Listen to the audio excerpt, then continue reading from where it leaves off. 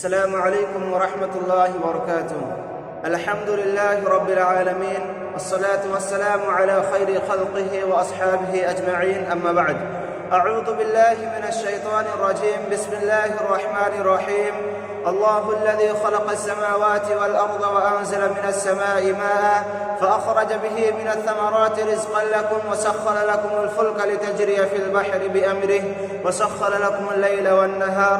وقال النبي صلى الله عليه وسلم: نعمتان مغمون فيهما كثير من الناس، الصحة والفراغ. رواه البخاری. معزز سامعین کرام، آج میں آپ لوگوں کے سامنے مسلمانوں کی زندگی میں وقت کی اہمیت کیا ہے، اسی کے سلسلے میں قرآن و احادیث کی روشنی میں چند باتیں رکھنے کی کوشش کروں گا انشاءاللہ تعالی. محترم سامعین کرام، اللہ رب العالمین قرآن مجید کے اندر سورہ ابراہیم میں ارشاد فرماتا ہے: اللہ الذی خلق السماوات والارض وانزل من السماء ماء فأخرج به من الثمرات رزقا لكم وسخر لكم الفلك لتجري في البحر بأمره وسخر لكم الليل والنهار.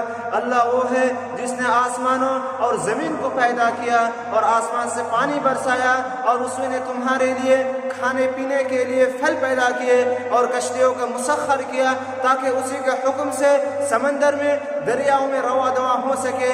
آگے اللہ رب العالمین اسی سورہ ابراہیم کے اندر ارشاد فرمایا: وسخر لكم الشمس والقمر دائبين وسخر لكم الليل والنهار وآتاكم من كل ما سألتموه وإن تعدوا نعمة الله لا تحصوها إن الإنسان لظلوم كفار. اللہ وہ ہے جس نے چاند اور سورج کو مسخر کیا جو لگاتار چل رہے ہیں، اور اسی نے تمہاری خاطر رات اور دن کو کام پر لگا دیا، اور اللہ رب العالمین سے تم نے جو کچھ مانگا اللہ رب العالمین تمہیں ہر وہ چیز عطا کی. اگر تم اللہ رب العالمین کی نعمتوں کا شکریہ ادا کرنا چاہو گے تو نہیں کر سکتے ہو. بے شک ان الانسان لظلوم کفار، انسان ہے ہی بے انصاف اور ناشکرا. سامعین کرام، ان دونوں آیت کریمہ سے ہمیں یہ بات واضح طور پر پتہ چلتی ہے کہ اللہ رب العالمین ہم تمام لوگوں کو پیدا کیا. اللہ رب العالمین آسمانوں کو بنایا، اللہ رب العالمین زمین کو بنایا، اللہ رب العالمین ہمارے لیے دن اور رات کو مسخر کیا، اللہ رب العالمین ہمارے لیے دن اور رات کو بنایا، اللہ رب العالمین کشتی بنایا، کشتی کو سمندر میں دریاؤں میں مسخر کیا. محترم سامعین کرام، یقیناً اللہ رب العالمین کے نزدیک وقت کی اہمیت بہت زیادہ ہے.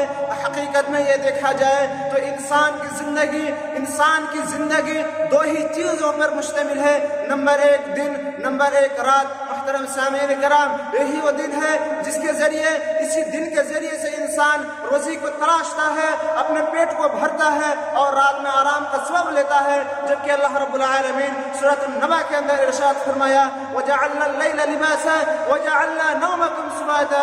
محترم سامعین کرام، بعض اہل علماء کرام کا کہنا یہ ہے کہ ہر انسان خسارہ میں ہے، ہر انسان نقصان میں ہے، ہر انسان گھاٹے میں ہے سوائے اس کے جس کے اندر چار چیزیں پائے جائے. نمبر ایک، وہ کون لوگ ہیں جس کے اندر چار چیزیں پائے جائے؟ نمبر ایک ایمان، نمبر دو عمل صالح، نمبر تین دعوت الی اللہ، نمبر چار صبر. محترم سامعین کرام، اگر یہ چار چیزیں انسان کے اندر آ جائے تو انسان فلاح و نجات پا لیتا ہے، وہ انسان کامیاب ہے، اسے انسان کو کوئی رسوا نہیں کر سکتا ہے. محترم سامعین کرام، یہی وجہ ہے یقیناً اللہ رب العالمین وقت کی اہمیت کو بتاتے ہوئے اس پر قسم کھاتے ہوئے فرمایا. محترم دوستو، اگر کسی چیز کو یقیناً 100% کامل بھروسہ دلانا ہو تو اس کے لیے قسمیں کھاتے ہیں.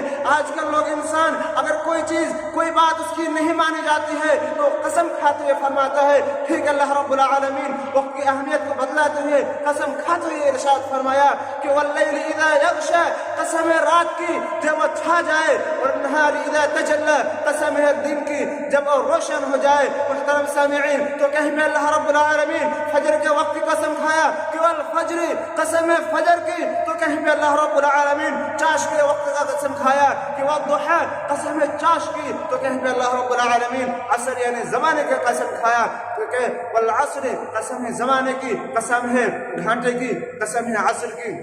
محترم سامعین کرام، ایک حدیث میں حضرت عبداللہ بن عباس رضی اللہ تعالیٰ عنہ ارشاد فرماتے ہیں کہ نبی کریم صلی اللہ علیہ وسلم نے ارشاد فرمایا کہ نعمتان مغمون فیہما کثیر من الناس الصحہ والفراغ، صحیح بخاری حدیث نمبر 6412، کہ دو نعمت ایسی ہیں جس میں بہت سارے لوگ گھاٹے میں رہتے ہیں، اور وہ دو کون ہیں؟ نمبر 1 صحت، نمبر 2 فراغت۔ محترم سامعین کرام، یہ دو نعمتیں پا کر بھی انسان اپنے اوقات کو برباد کر دیتے ہیں، اس سے فائدہ نہیں اٹھاتے ہیں، وہ کچھ سمجھتے نہیں ہیں کہ انسان کی زندگی کیا ہے، وہ ایسی اوقات کو برباد و ضائع کر دیتے ہیں۔ محترم سامعین کرام، جبکہ سیف الیمانی رحمہ اللہ کہتے ہیں کہ ان من علامہ اعراض اللہ عن العبد ان یشغلہ بما لا ينفعہ، کہ بندے سے اللہ رب العالمین کے اعراض کی علامت میں سے ایک علامت یہ بھی ہے کہ اسے اس چیز میں مشغول کر دے جس کا اسے کچھ بھی فائدہ بخش یعنی نفع بخش نہ ہو۔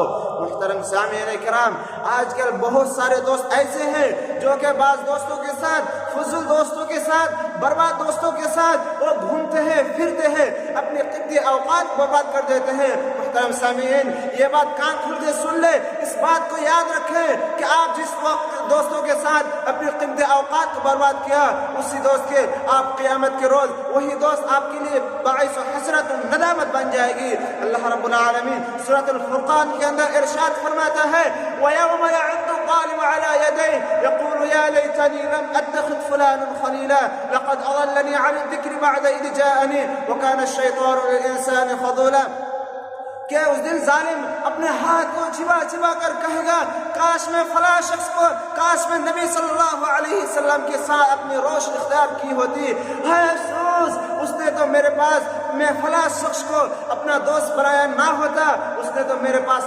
نصیحت آ جانے کے بعد مجھے ٹھکرا دیا، مجھے ورگلا کر دیا۔ اسی لیے ہمیں چاہیے کہ اچھے دوست کو دوست بنا کر اور برے دوست کو دوست نہ بنا کر ہمیں اپنی قیمتی اوقات کو بچا لینا چاہیے۔ اس لیے نبی کریم صلی اللہ علیہ وسلم کیا ہے، ایک بہترین حدیث میں صحیح بخاری کی حدیث کے اندر ارشاد فرماتا ہے کہ مثل الجلیس الصالح والسوء كحامل المسك ونافخ الكبر الى آخر الحدیث، کہ اچھے اور برے دوست کی مثال عطر فروش اور بھٹی ڈھونکنے والوں کی طرح ہے۔ ان دونوں میں فرق کیا ہے کہ اگر آپ عطر فروش سے ہو سکتا ہے کہ آپ عطر کو خرید لیں گے، یا تو پھر آپ کو وہ ہدیہ کر دیں گے، وہ گفٹ کر دیں گے، یا تو کم سے کم اس کی خوشبو آپ تک ضرور بس ضرور پہنچے گی۔ اور جبکہ بھٹے ڈھونکنے والوں کی مثال یوں ہے کہ اگر آپ اس کے سامنے بیٹھیں گے، اس کے پاس بیٹھیں گے، نمبر 1 کہ آپ کا کپڑا جو جل سکتا ہے، آپ کا کپڑا میں نقص آ سکتا ہے، اور نمبر 2 کہ وہ کم سے کم اس کی بدبو ضرور آپ کو ملے گی۔ معزز سامعین کرام، آج معاشرے میں دیکھا یہ جاتا ہے جو لوگ برے دوست ہیں، برے دوستوں کا صحبت کو زیادہ سے زیادہ تو لوگ اپناتے ہیں اور اچھے دوست کو نہیں مانتے ہیں، اس سے دوستی نہیں کرتے ہیں۔ محترم سامعین کرام، اسی وقت کے تعلق سے عربی مقولہ کیا کہتے ہیں کہ الوقت اثمن من الذهب، کہ وقت سونا چاندی سے بھی زیادہ قیمتی ہے۔